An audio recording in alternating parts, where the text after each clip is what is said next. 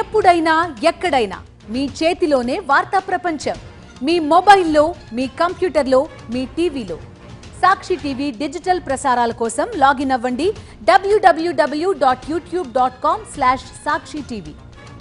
Subscribe సాక్షి TV YouTube channel. ఓ మహిళ రోజులానే ఓ రోజు పార్క్లో వాకింగ్కి వచ్చింది.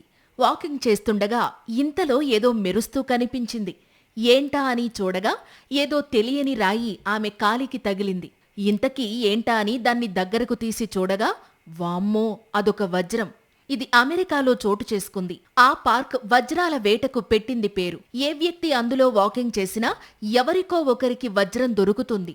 సరిగ్గా ఈ మహిళ విషయంలోనూ అదే జరిగింది. ఆమె నడుస్తూ నడుస్తూ వెళ్లగా అదృష్టం వరించింది. కాలికి ఏదో రాయి తగిలిందని అనుకుంటే అది వజ్రంగా తేలింది. అమెరికాలోని అర్కన్సాస్ స్టేట్ పార్క్లో 31 మిషర్ ఫాక్స్ అనే మహిళను ఈ అదృష్టం వరించింది. 2 క్యారెట్ల తెల్లటి వజ్రం ఆమె కాలికి తగలగా దాని విలువ సుమారు $27,000, అంటే ఇండియన్ రూపాయిలో 24 లక్షలు.